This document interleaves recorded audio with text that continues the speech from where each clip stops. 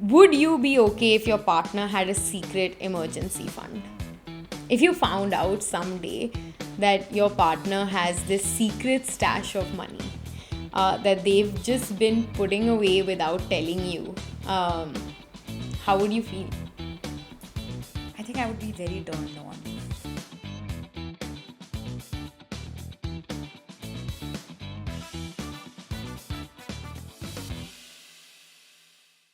Hi Ananya, Hey, how's it going? good. It's been a lovely morning. Happy to have coffee with you and do this again. Yes, it definitely feels like fun.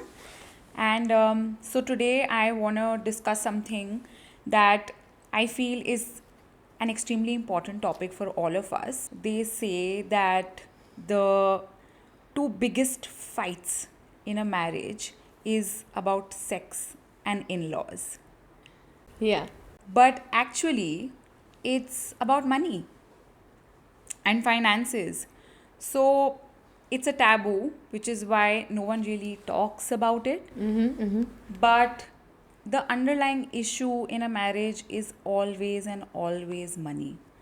So I love this topic because I feel like we're both married, and that's something we share in common. And to be honest, other than you, I have no friend who's in a relationship that talks about this. Like, I can close my eyes and think of all my other couple friends, and I don't necessarily know how they run their house or how they split their finances.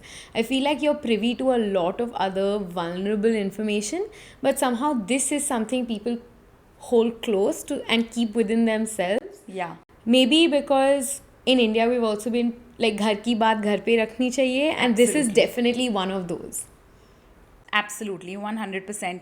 It's a very private thing, extremely personal and extremely different in every household.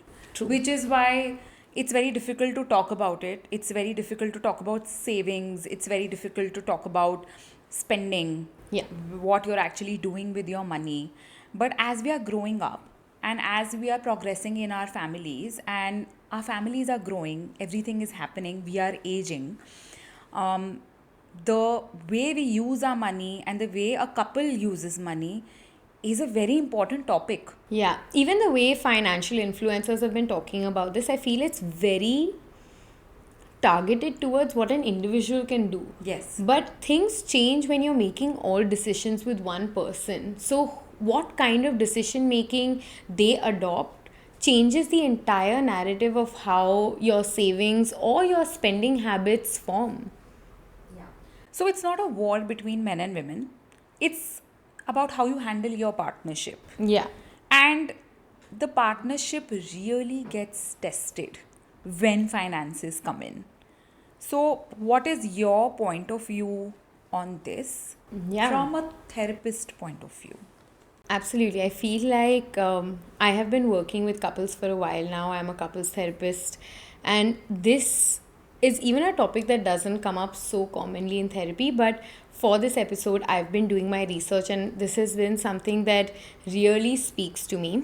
And I have found for us the top four ways in which, or frameworks in which couples divide and split their money.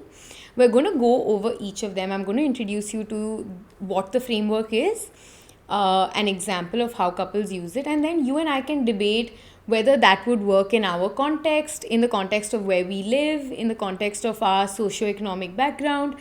And we can also see whether there are benefits and where the pitfalls are for each of these frameworks. Okay, so I am going to tell you, and this is in no order. We can always pick an order towards the end, but one of the approaches is the pooled income approach. Now, this is quite easy to understand. It means two people are earning, doing their own thing, they get their own paychecks, but everything goes into one pool, right? It's all deposited into one account, and then this account is used to pay bills. This account is used for savings, personal spending. Everything goes from this one place, and couples have to think of a joint budget for everything. Now when I think about this approach, I feel like in an idealistic world, it's great. It would mean that there is no secrecy Yeah. between a couple.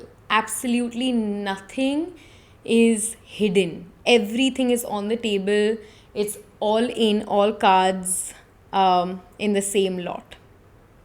I would not be comfortable sharing each and every financial detail to my partner. I don't think I ever have, and I don't think I ever will. And the same goes for him. In fact, I have heard him say this on, a couple of occasions, that I would never share how much money I make, like with Sakshi, because he thinks that I'm going to end up spending more if he does.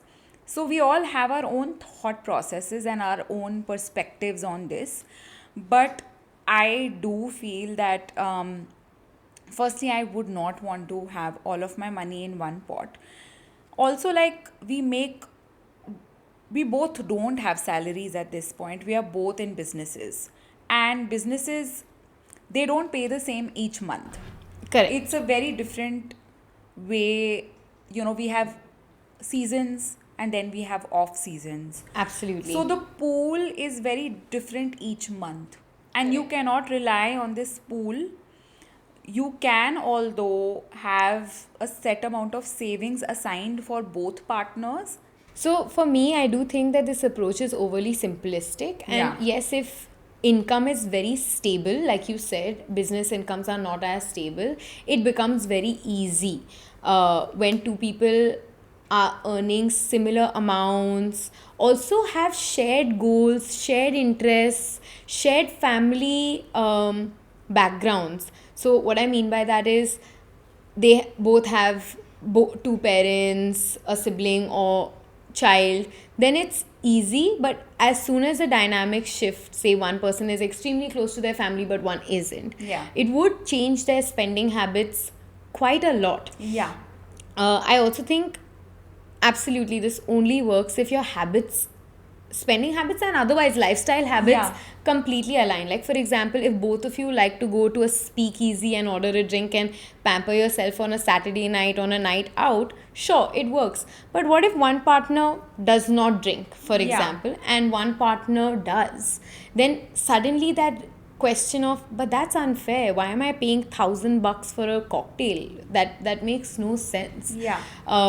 Also, if one is very fashion forward, likes to kind of keep updating their wardrobe, picking up statement pieces, whereas one is rugged, can't care what they look about. While that is one way, it could also work if there is a shared understanding of, while one person has fashion as an interest, the other buys tech gadgets, and so it balances out. Yeah. But then that's a lot left to, okay, we'll figure it out, or it's a lot left to both parties to have great communication and constantly be understanding of the other person. It doesn't always work that way, because if you are in a joint pool, say, okay, your savings are done, expenses are all taken care of, and then what is left, you're spending that on like personal stuff like going out or buying things for yourself or whatever, and then you don't want to be in a position where your partner is questioning you that इतने पैसे थे कल तक, आज इतने पैसे क्यों बचे हैं. Or like, So what you're saying is, if someone makes one massive expense and Yeah. suddenly you look at the pool and what happened yesterday, we were fine, and so every big purchase or Yeah. any purchase would need first discussion, Yeah. permission, and then okay, I'm going ahead, like informing. exactly, And like, that could be a lot, that not all couple dynamics can make space for these many moments of joint thinking. absolutely. Like, for example, I am a coffee loving person. I like to go out for my cup of coffee every now and then. And coffee, it's not that cheap anymore to go out for a cup Absolutely. of To coffee. go to a cafe Exactly. and buy a coffee and to do it multiple times a week, it adds up. It adds Definitely. up. So it's like, okay, fine, my partner's going to object. He's going to be like, why do you need to do this again? Why do you need to meet this person for a cup of coffee? Why can't you just talk on the phone, for example?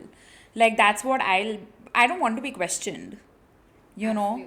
So I would avoid Also, this. then that person becomes the budget police or Exactly. the gatekeeper of fun, and who wants to play that role constantly? If you ever have a disagreement, that one person has to bear the burden of being the fun police, and it's not fair. It's really not fair. Okay, let's move on to the next one. The next one is called the 50-50 split, right? And this means that couples can set up a joint account where they each put some amount of money or money for shared expenses, and all household expenses, all savings, anything that they're spending on together, groceries, it all gets split 50-50. This is a couple that keeps hisab. Yeah. It's a couple that tallies everything that has gone into the household, has gone into anything joint, a joint experience, and has split it 50-50. Right? Now, if we were to talk about pros and cons, it's simple to set up, it's simple to track. Yeah, because you can also set it up in this way that you can distribute the expenses amongst each other. That, okay, fine, I'm going to take care of the rent and the electricity and maintenance, for example, and the car installment, whereas you take care of the groceries and the salaries, the kids school fee if you have a kid, Yeah. and other things. And so like the whole proportion is going to be split 50-50, and there's no like a joint account or anything. Everything goes from your personal accounts, but because the ground rules have been set, There's you an know, Excel sheet somewhere, there's there a is- tally. yeah, it's, and so it's everything okay here. So this couple could start a splitwise. Yeah. And they could just split things on splitwise. that couple is me. Okay, and do you think that this works for you? uh, so there are two ways. Like I said, like we are business people and we have off seasons and seasons. So when it's off season, then one partner is not essentially earning as much, and then it becomes a financial burden, because when it's season time you want to put a chunk of the money that you're making into your savings, and then you don't essentially want to use those savings as kharcha in your off season. But in this approach you are forced to do that, and then at the end of the annual year you are questioned by your partner that where are the savings. But hello, because we are in the 50-50 split scenario, I am using up my savings to manage my expenses. I think the main con of this approach is that there's no larger vision. Yeah. It lacks, it's what roommates do, it's what friends can do. The reason you're in a marriage and you are spending so much more time is because it's not black and white, it is Yeah. gray. You owe each other different things. There are more nuances here, and this does not allow for a larger vision. It's very here and now. It's very in the present moment. It lacks a future insight. Yeah. Right. I also think, like you're saying, that you and your partner are both in businesses that have similar trends. Yeah. I feel like this is the one place where it can actually work, and that's why I think it works for you. But for lots of couple dynamics where incomes are different, one person could be earning a lot more, one person could have a lot more generational wealth, one person could be more literate, have more opportunities. Right. In those scenarios, it's unfair. Yeah.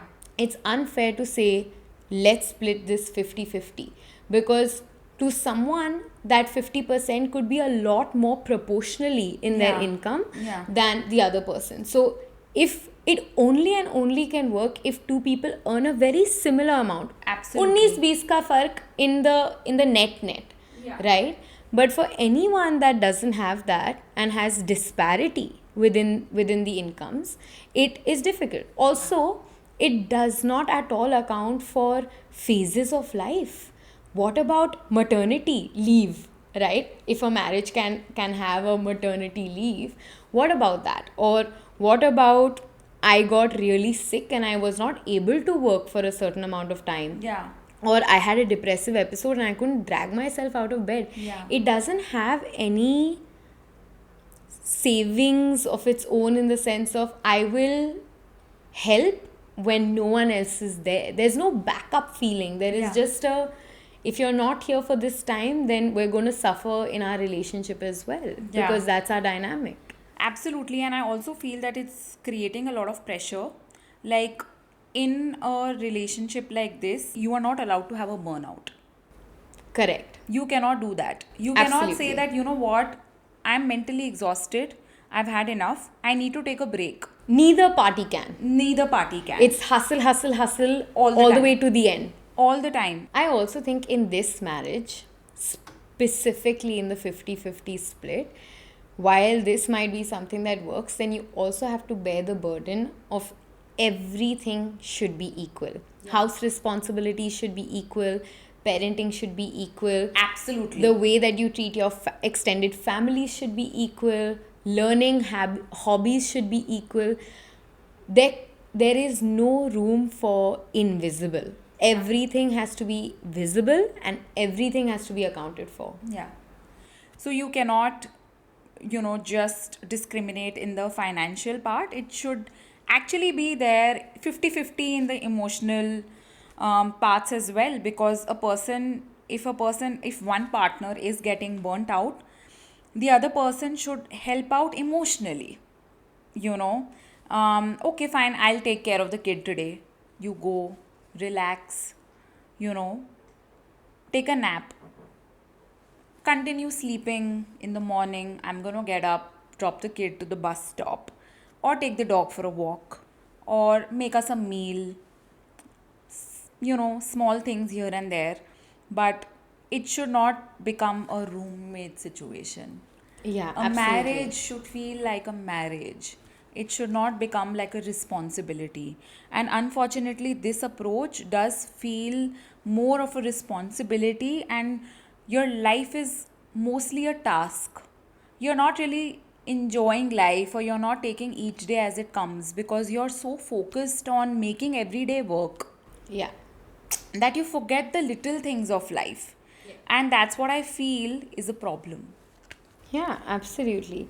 Okay, let's go over the next one. Now, this one is called the proportional split.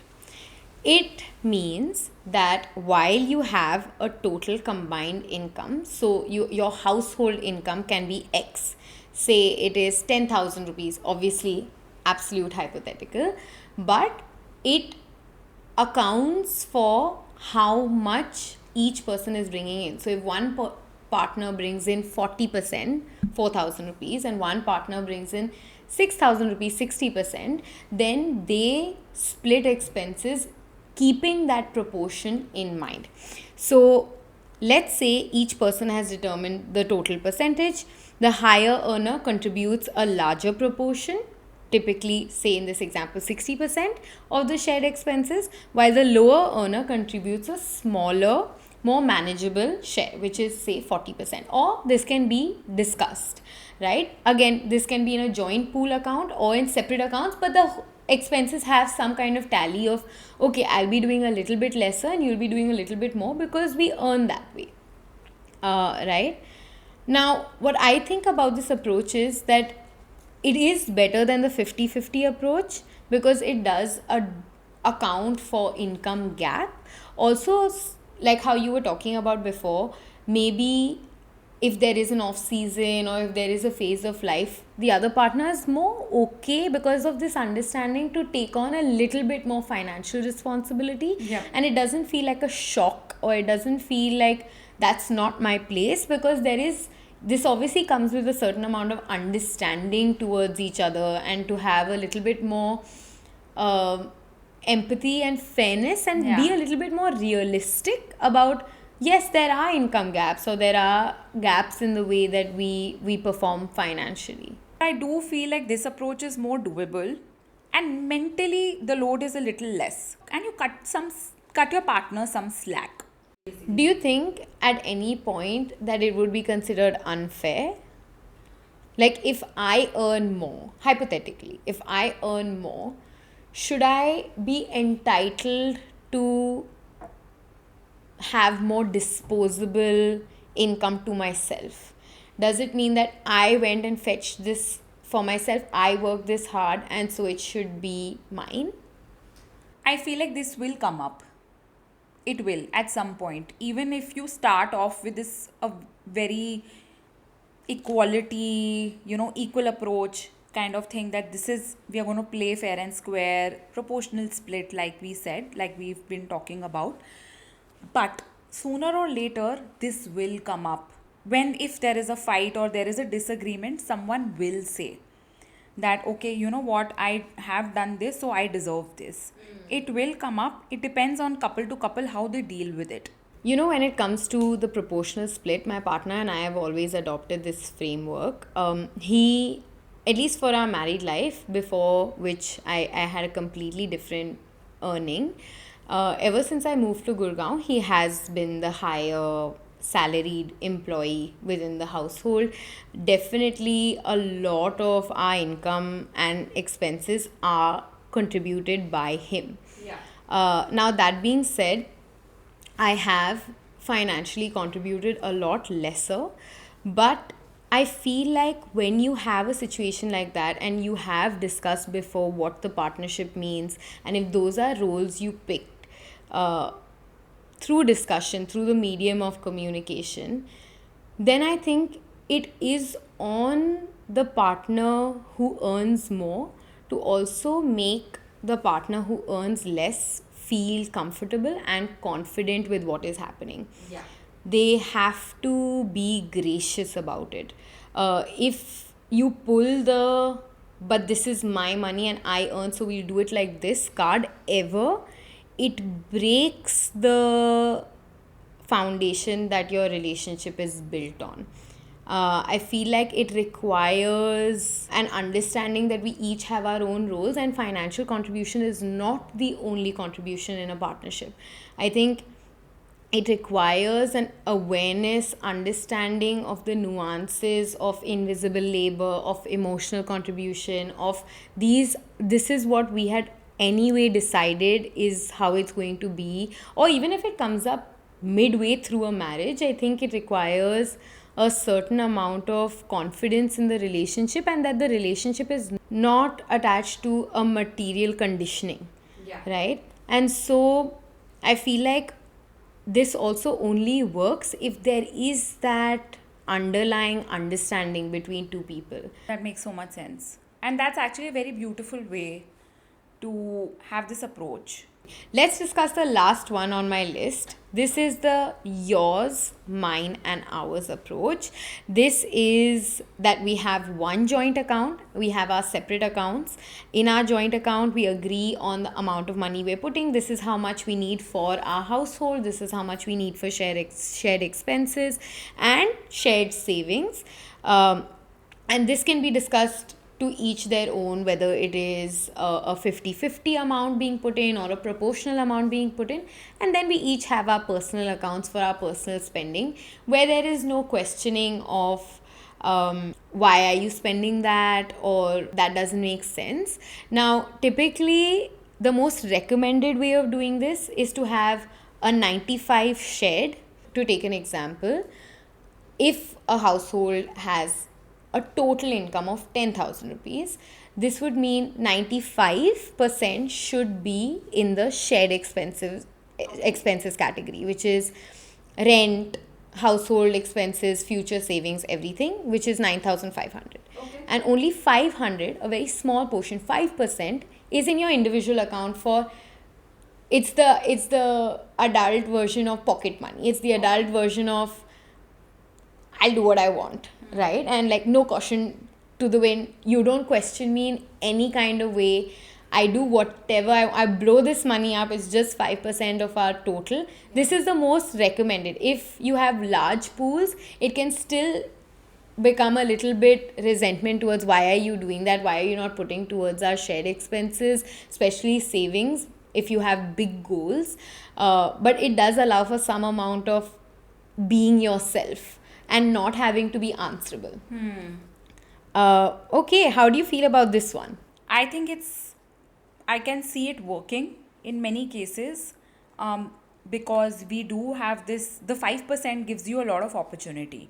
Of course, like the example that you shared of 10,000 rupees, that's a very small amount. So the 500 feels like very small. But in the larger scheme of things, the 5% can actually be quite a lot Of and course, very that's because rewarding. also the example I took was 10,000, which is Exactly. absolutely Nothing. It's bonkers. hard to relate to. Yeah. But sometimes in an overall split, 5% seems enough for, It would 100%. especially because when you take any financial examples and they say, your total income, for example, 20%, you shouldn't cross 20% on your rent, right? So if you take these mota kharchas, if 20% is rent, 20% is savings, that's 40, then there is every day running around. The 5% is a more realistic amount for fuck you, I'll do what I want. Yeah, yeah. So this approach does seem to be, fair Yeah, and lenient also at the same time. correct. So I think it's a good approach. For you, has having your own money ever saved you in an argument? Yeah, 100%. All the time. Yeah. Because I'm not answerable to anybody. Because it's my money. I've made it. And I've earned it. And I've earned every right to spend it the way I want to spend it. Yeah. I think it allows both partners, that confidence. It allows some amount of feeling free while you are together. It still allows for someone's personhood. And I think that's a very beautiful thing. Does it still require teamwork? Yes. But it also has room for autonomy, agency, choice. Of course. And I think that makes everything feel so fair. Another great positive is that I think everyday chick reduces.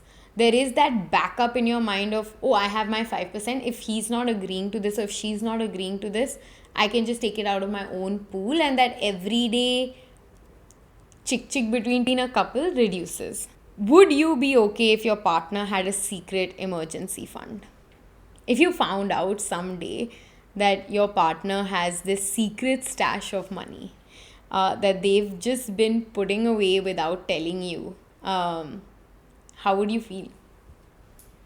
I think I would be very turned on. What? Okay, why? Uh, I think it's very sexy if I get to know that Manan has all this money stashed up, but then he also needs to use it on me or us. Like, if he one day just comes to me and says, listen, I've booked a holiday for just the two of us. I have all of this money saved, and this is what I've done, and this is a surprise for you. I would be thrilled. But what if it's not for you at all? What if the whole point of stashing it away was for you to never have access to it? It's disappointing, Yeah. for sure. It's also like somewhere, it's making me lose my trust in him. It's like a betrayal of sorts. It's a betrayal for sure, and vice versa. If he gets to know something like that I've saved an amount just for myself, or which has got nothing to do with us or our family, it is definitely some sort of a betrayal. Yeah. I feel like it's okay to have a secret stash. Like I said, it needs to come into fruition for the couple or the family, and not for anything else. So you're saying it's okay to have a rainy day account that you have secretly stashed. So if someone got sick, or if it was blow up money for us together as a surprise, or as something that they were secretly working towards, then it's okay. But otherwise you would find it to be a betrayal. Yeah, like I'm going to be I'm going to announce this publicly that, when I turn 40, I would love my husband to Are you listening? surprise me. Hello, please listen to me when I say that I would love a surprise like that on my 40th. You still have time to do this. But yeah, I would love something like that to happen. And the only way to do this is to have a secret account. If you do not, you will end up putting all your money into the shared expenses or in the 5%. So you really have to do it. Fair enough. And it's I'd for never thought both. about that before, actually. Yeah, you have to do it. There is no, but it is for the betterment of the couple. That's what the aim should be. So That intentionality matters. Okay, so before we move on, I think let's take a moment to now rank these frameworks. Let's go from worst to best. So for me, number 4 is definitely 50-50 split. I don't know how this works. I think it's a really hard thing to figure out. And so for me, that's the worst. So for me, it's the joint account, the pooled income approach. Pooled income approach I don't think it should be joint. entirely. Yeah, Okay, and that's for me, that would come third. What would be third for you? the 50-50. 50-50. Okay, and then number 2 for me is the proportional split. I think it doesn't work for everybody. It is wholesome in its own way, but it does have some drawbacks, so I'd put it at number 2.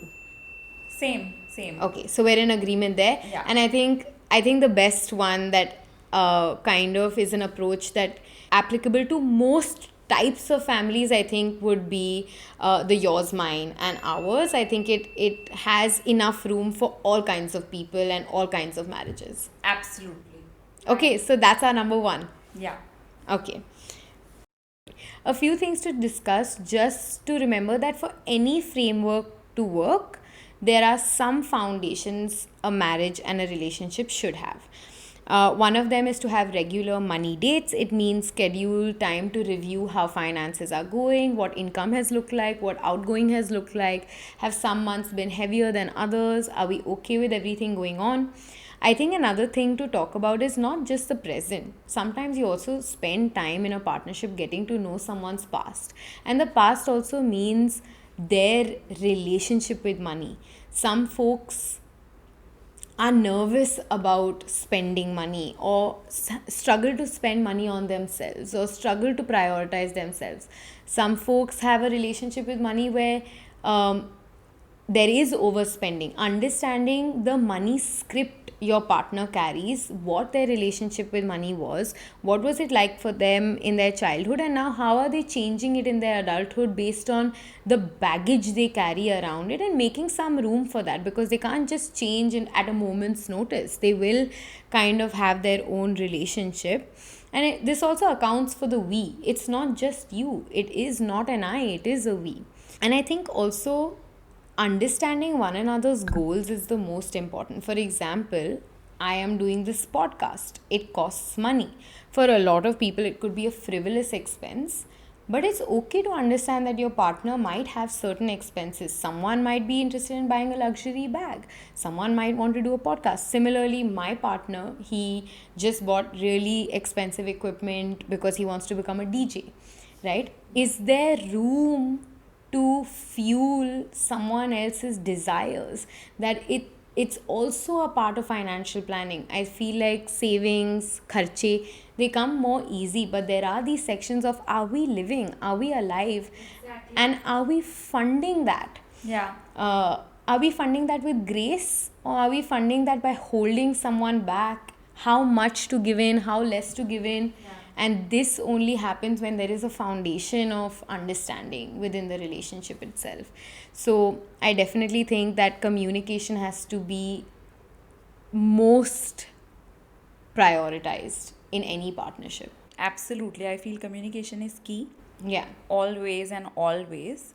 And the minute that is lagging somewhere, that's the beginning of a failure. Yeah. So it's And very bitterness and bitterness, 100%. holding things back and holding yourself back. Yeah, like you end up thinking of so many things. Like you actually have these assumptions that this is what my partner would think about me if I am to do this or do that. I feel I've learned a lot doing this episode with you today. I also think that my partner and I are going to now have a long conversation for sure and have things more in order, I would say. And it's for the good, it's for the best. I also really hope that this episode opens up a lot of ideas And and conversations. conversations with other couples. That's what the whole point is. And it's such a, like we said, it's a taboo, but it's a very, very important topic to discuss. And I'm so glad that we did this. I'm really so happy that this topic was one of our firsts. I'm so happy about it. Yeah. I think one thing that I want to take away is that while we each are making more effort now individually to become financially knowledgeable, we follow credit card influencers and we follow financial influencers. There's a lot of YouTube videos where you can learn how to invest. I think it's also important to take this other perspective and kind of work towards what it is like to invest with a partner, invest in your lives and invest in your marriages. And that being said, I know we have an entire episode planned on these hidden costs, Yes. the hidden cost, mental load, invisible labor, and that's a whole different conversation. Because Absolutely. where does it account in this long conversation of how finances are split? But that's for another time. That is definitely for another time because it's going to be a long one. It will be. Yeah. We'd love to hear your stories. We want to know what financial model you use and why it works for you. Please DM us on Instagram, and that might just help us shape our next episode. If you liked our conversation today, please give this an upvote, like, share, and subscribe to our channel. We are the Banyan Girls.